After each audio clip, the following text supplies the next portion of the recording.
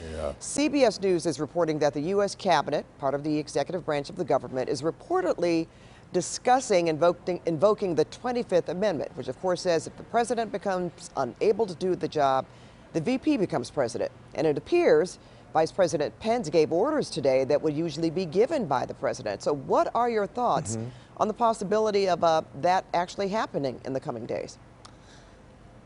Well, I hope the possibility is great. I mean, there's a lot of damage that can be done in 14 days, and all of the reports from people who have been close to the president physically and in his office have reported that he is kind of out of control, manic, unhinged. I think it would settle the country down if Mike Pence, for the next 14 days, were in charge of the military and all the major decisions of the government. And apparently today he was basically the man in charge, as you indicated. So I don't know how realistic it is. I don't know. I couldn't even name you all the members of the cabinet as it stands now. There have been so many resignations. But if a majority of the cabinet and the vice president move in that direction, they can do it, and they can do it relatively quickly. And I think it would be a good thing for the country, because in the next 14 days, if you have an unstable president, there's a lot of damage he can do, some serious damage. Indeed. Well, Zev, this afternoon, President-elect Joe Biden addressed the American people, but also told President Trump to do the same and tell his supporters to back down. The statement was stern and ended with "enough is enough." Your thoughts on what President-elect Biden said? Well, I thought President-elect Biden was right, and he wasn't the only one who said enough was enough. There were quite a few Republicans who said enough is enough. And I think this was a wake-up call, a little late, but a wake-up call for the country and for the Congress, that there's a consequence to what a president has to say. When I say something, nobody cares. When you say something, a few people care. When the President of the United States says something, hundreds of thousands of people will show up in Washington just on his say-so.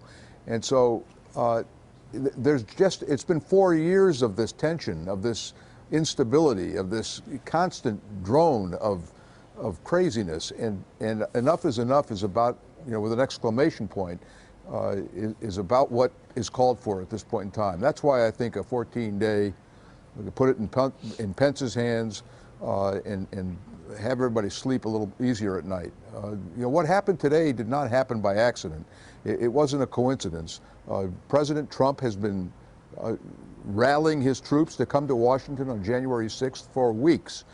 I saw this coming. I told my friends, I have it on text and email, that this is exactly what was going to happen, that they would storm the Capitol and possibly other government buildings. I think there's going to have to be a reckoning as to why the Capitol Police weren't as prepared as they should have been. But this is all being driven out of Donald Trump, and even Twitter had to shut him down tonight. His Twitter account has been shut down until tomorrow. So I think it's best for the country that he kind of check out for the next 14 days and let the president-elect take over. Well, all right. You certainly answered a question I was going to ask you, Zev, about the Capitol Police when you said that you kind of suspected that this was going to happen because President Trump did tell people to come to D.C., and you wonder why law enforcement was not prepared as it could have been. He also did tape a message and told his supporters to go home, but some people say that was buried and it was just another attempt at pushing the narrative of a flawed election. Do you think it would have made a difference anyway if he had come out stronger or maybe did a live statement? Yeah, probably not. And the protesters weren't watching TV when they were ransacking the Capitol. And, and he didn't just say go home. He said, I love you.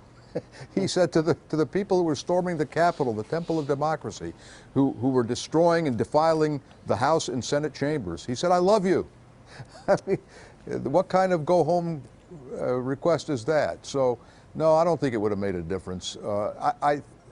This was predictable. A lot of people saw this coming, and I'm here to tell you now, I predict it's not over yet. I think we may see some more activity between now and January 20th, and then there's January 20th itself, the inauguration itself, and how that's going to be handled. This is a crazy time. I think Schumer was right, Senator Schumer, in saying this is a day that will live in infamy. It really was a tragedy. And what I think, Pat, I do election observations overseas. I've done it for 30 years. I'd be embarrassed as an American to go to another country which is trying to experiment in democracy and tell them how, advise them, educate them on political party building, on election execution. Who am I? I mean, we'd be better off having people from parts of the former Soviet Union come here. The Republic of Georgia ran a great election 4 years ago. Let them come here and tell us how to run an election. Wow. It's really a sad, imagine people all over the world watching the spectacle we had, that we were all watching this morning. Well, yeah, we're going to see what the headlines from around the world are tomorrow in their editions, that's for sure. Well, Zev, we hope to see you again before, within that 14 days and after. I hope not. I hope Well, not. thanks for joining us tonight, Zev. Zev Laroslavsky with the UCLA Luskin School of Public Policy. Thank you. And we do continue to monitor the events here in the Southland in response to the violent attacks on the Capitol. KCAL 9's Inland Empire reporter Nicole Comstock live in Eastville right now with